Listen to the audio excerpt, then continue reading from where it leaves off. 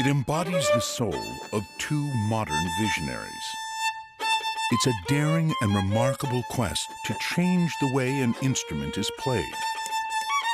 It could redefine the boundaries of music and our idea of the possible.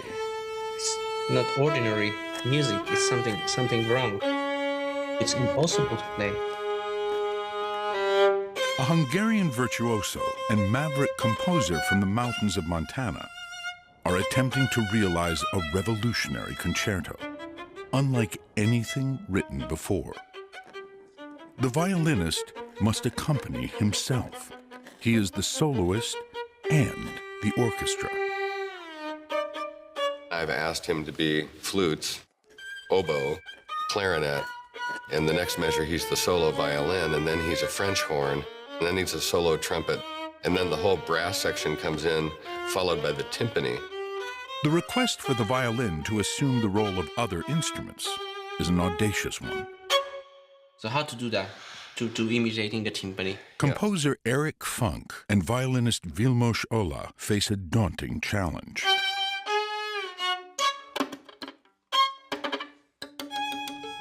He has to play his violin in a manner that makes it sound like all these instruments in the orchestra. Is it conceivable that it's physically and humanly possible to do this?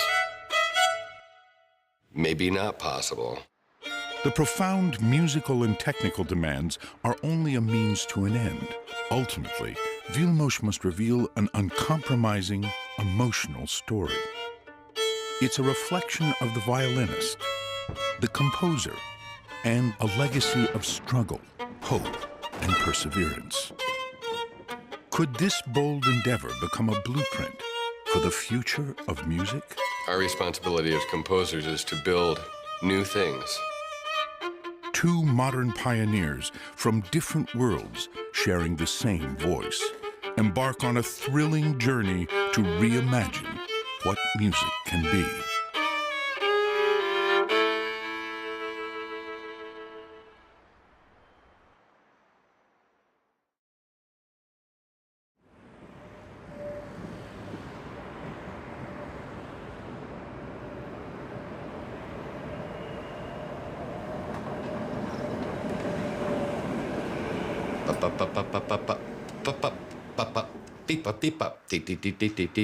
So you almost feel like the silence is no problem, then you've got a diminished octave and then an augmented octave. I'm always playing around with that sort of enharmonic minor ninth, just because it's more intense of a dissonance.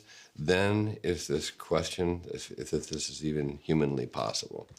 I want you to play a double stop, unison, but what I'd like to get is some kind of glissando going in opposite direction. And what I was thinking, you could slide your fingers toward each other, that it would be natural, but I'm wondering if the muscles work that way. So we may have to just simulate.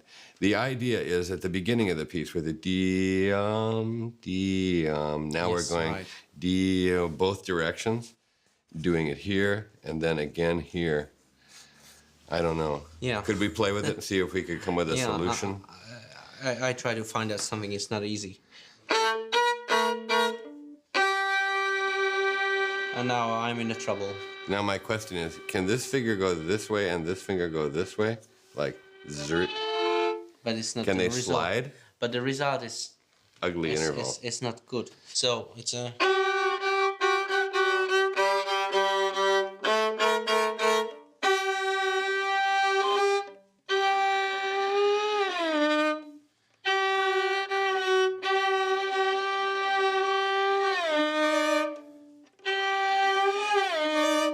That's closer, because the idea is to increase the tension, not resolve it.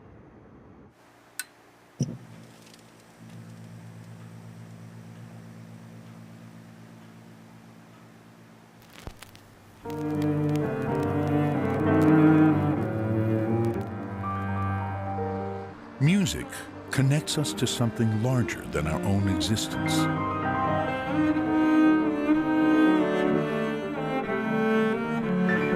The harsh and the gentle, the beautiful and the ugly,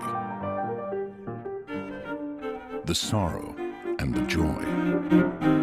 A balance of mathematical precision, emotional expression, and artistry takes us on a journey for which there are no predictions. What is special about an artist? An artist is special. When I say somebody is an artist, it means that this person is capable to make magic.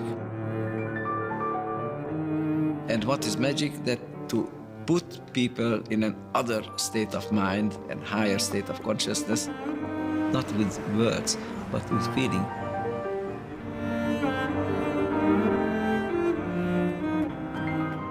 Now, two visionary artists are attempting to realize a new piece of music, nothing short of impossible to play, and unlike anything written before. It is riddled with emotional and aesthetic challenges, difficult technique, and pushes the boundary of music and our idea of the possible. It will take its player to extremes.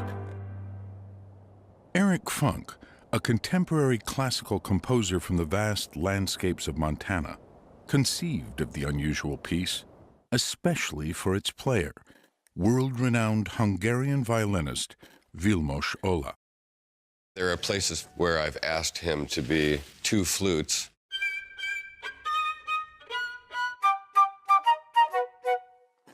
In the next measure, he has to be oboe, clarinet. In the next measure, he's the solo violin, and then he's a French horn. And then the whole brass section comes in.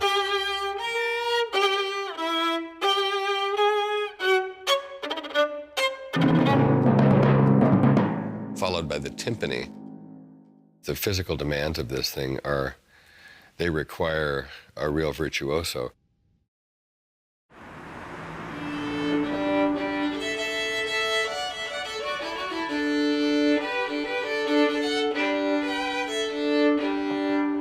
On a crisp March evening in Budapest, Hungary, two modern pioneers will attempt to make their indelible mark on music history at the world premiere of Concerto for the Violin Alone. Now, we're on the verge of some people in the world getting to hear what's been in my head and then has been in his hands.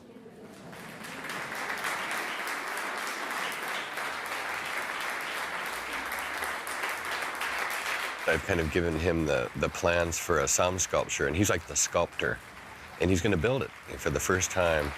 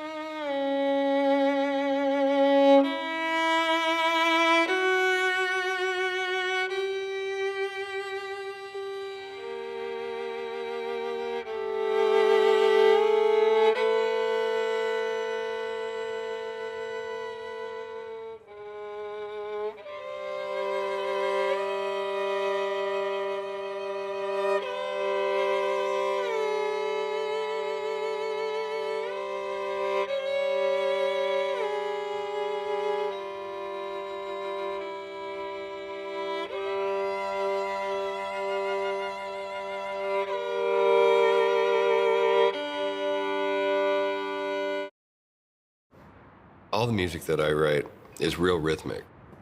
You know, it's always just loaded with meter changes. When I look at, for example, this spot in the third movement, where the rhythm of the melody goes, ba-ba-da-da-da-dee-da, ba-ba-da-da-dee-da,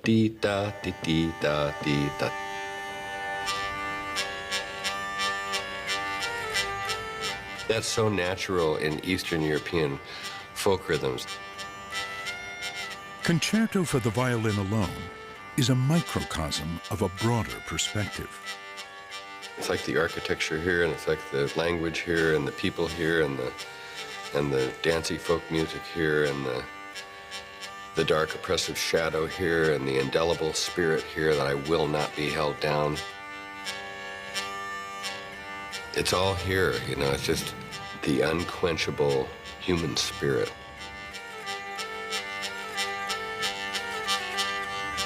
Funk's mentors, Czech composer Tomáš Svoboda, Polish composer Krzysztof Penderecki, and Hungarian composer Sándor Veres, all carried a deep respect for the legacy they were passing on. A legacy of struggle, hope, and perseverance.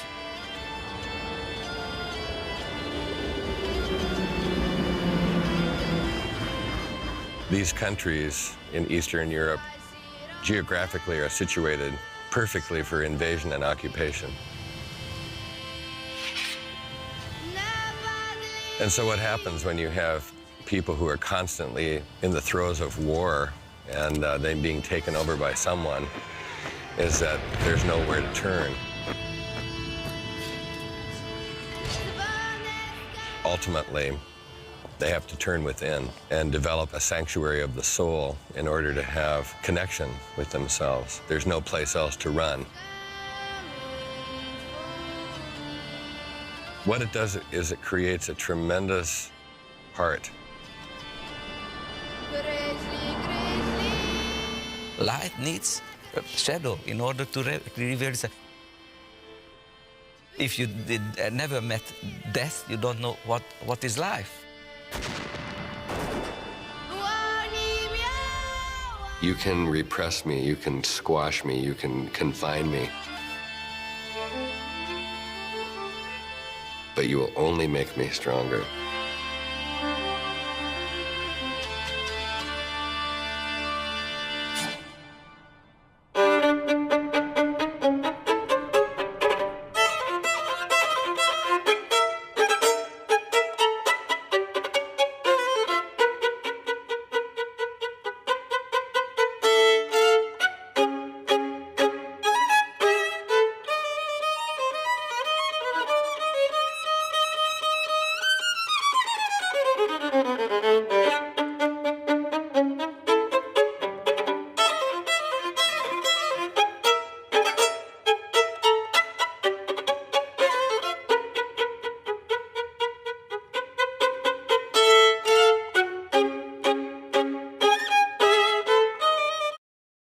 To invent all the time.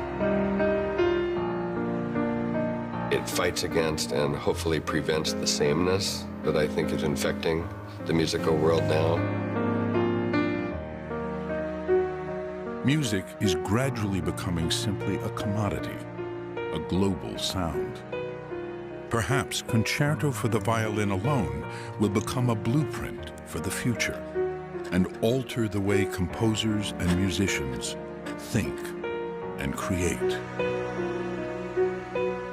It's against the odds. I mean, the piece is against the odds. Feely's against the odds. I'm against the odds. The uphill battle just depends on what's driving you. And then if you couple that with the humility that Viely has in spades, you disappear. You take the listener into the music, not into the musician.